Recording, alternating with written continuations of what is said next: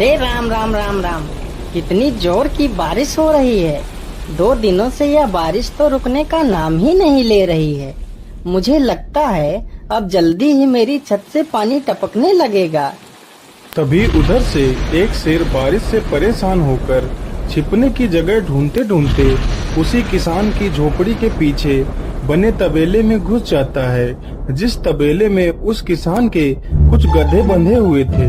अंधेरा ज्यादा होने के कारण शेर गधों को देख नहीं पाता है और उन्हीं के बीच जाकर खड़ा हो जाता है।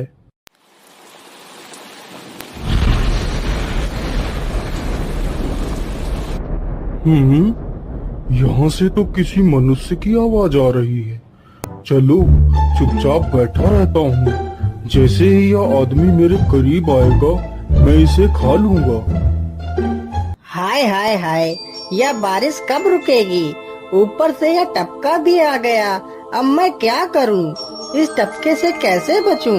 इतना तो डर मुझे शेर और बाघ से भी नहीं लगता है जितना डर मुझे इस टपके से लगता है। अरे यह टपका कौन है? मुझे लगता है यह टपका तो मुझसे भी ज्यादा खतरनाक है। अभी तो यह आदमी शेर और बाघ से ज्यादा इस टपके से डर रहा है। चलो जल्दी से मैं यहाँ से निकल लेता हूँ, नहीं तो कहीं टपका ने मुझे देख लिया तो मेरी खैर नहीं। ओहो, अब मैं इस टपका से कैसे बचूं? चलो जल्दी से मैं अपनी मौसी के घर चला जाता हूँ।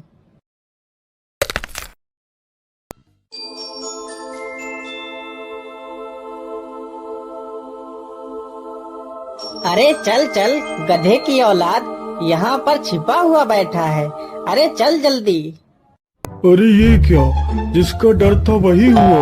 यह टपका तो मुझ पर हावी हो गया।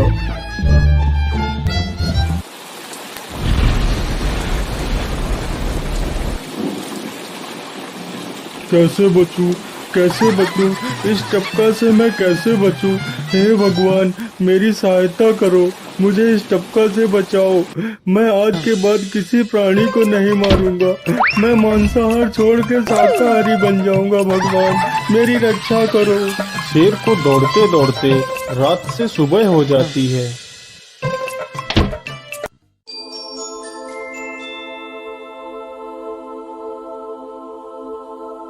अरे देखो देखो, यह तो शेर की सवारी कर रहा है। अरे हाँ, सच में ये तो शेर की सवारी कर रहा है। इसे तो डर भी नहीं लगता है।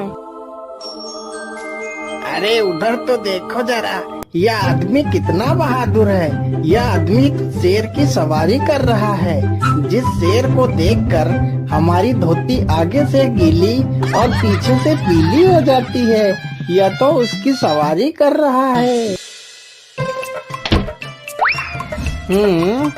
ये गांव के लोग भी ना पागल हो गए हैं जो इस गधे को शेर।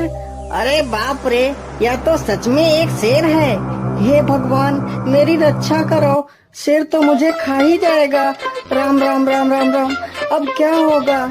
इस शेर से कैसे बचूं? अरे यह तो एक बरगद का पेड़ है। यही अच्छा मौका है, जल्दी से इस बरगद की जड़ पकड़कर ऊपर चढ़ जाता हूँ।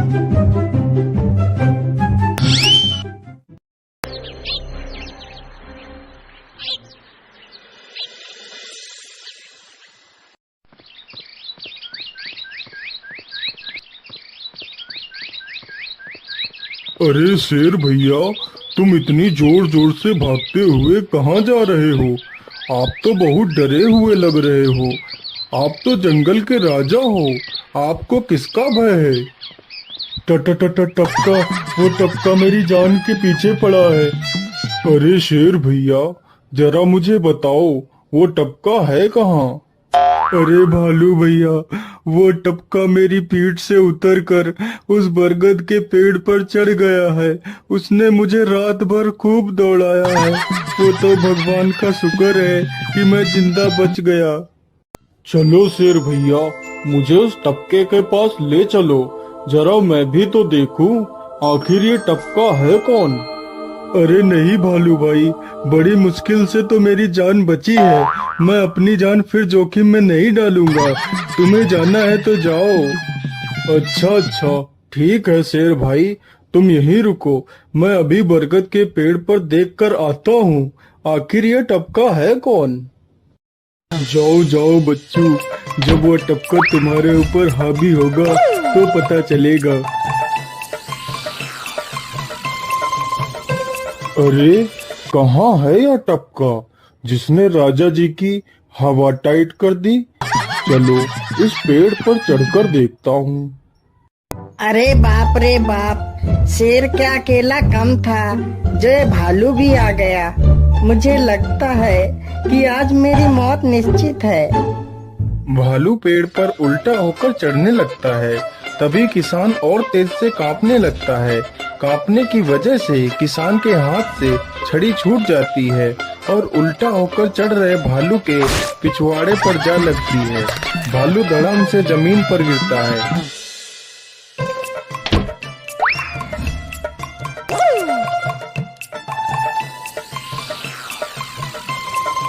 मुझे लगता है अब शेर और भालू दोनों भाग गए हैं। चलो अब जल्दी से यहाँ से निकल लेता हूँ।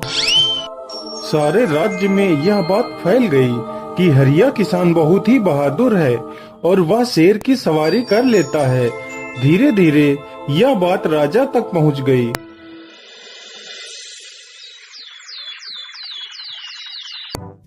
महाराज, क्यों न हम पड़ोस के गांव से हरिया किसान को बुलवा लेते हैं। वह बहुत ही बहादुर है। उसके बहादुरी के चर्चे तो पूरे राज्य में हैं। मुझे पूरा विश्वास है वह इस काम को जरूर कर सकता है। वह इस दुष्ट शेर को जरूर पकड़ लेगा। सैनिकों, हरिया किसान को आदर पूर्वक हमारे दरबार में पेश किया जाए।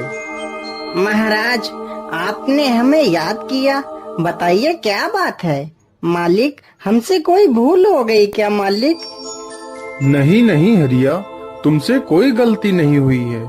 यह कुछ लोग पड़ोस के गांव से आए हैं। इनका कहना है कि इनके गांव में कोई दुष्ट शेर आ गया है जो इनके पशुओं को उठाकर ले जाता है और उन्हें मारकर खा जाता है।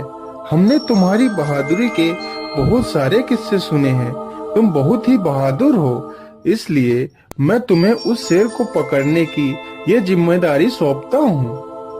अरे बाप रे बाप, उस बार तो मैं शेर के हाथों बच गया था, लेकिन इस बार मैं नहीं बचूंगा। अगर मैंने महाराज को सच सच बता दिया तो झूठ बोलने के जुर्म में मुझे फांसी पर ही चढ़ा देंगे। अरे हरिया, तुम मन ही मन क्या बड़बड़ा रहे हो? कुछ नहीं महाराज, कुछ नहीं। मैं सोच रहा था कि मैं शेर को कैसे पकड़ूं। ये लो हरिया, कुछ स्वर्ण मुद्राएं रख लो, ये तुम्हारे काम आएंगी।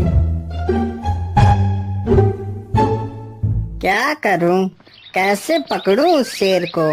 ये महाराज ने भी मुझे कैसी दुविधा में डाल दिया है। क्या करूं, क्या करूं? हाँ, मिल गया। फिर हरिया बाजार से एक रस्सी और एक जाल तथा एक बकरी खरीद कर लाता है। चलो जल्दी से, मैं यहाँ पर एक गड्ढा खोद देता हूँ।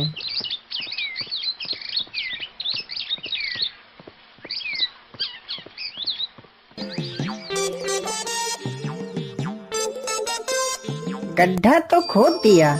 चलो अब जल्दी से इस बकरी को रस्सी से बांध देता हूँ। हरिया ने बकरी को रस्सी से बांधकर गड्ढे में खड़ा कर दिया और जाल को लेकर पेड़ की डाल पर बैठ जाता है। थोड़ी ही देर बाद जब बकरी को भूख लगती है तो वह चिल्लाने लगती है।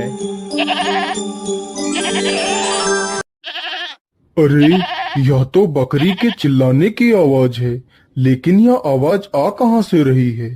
आसपास तो कोई नहीं दिख रहा है। मुझे लगता है यह आवाज उस पेड़ के पास से आ रही है। चलो चलकर देखता हूँ।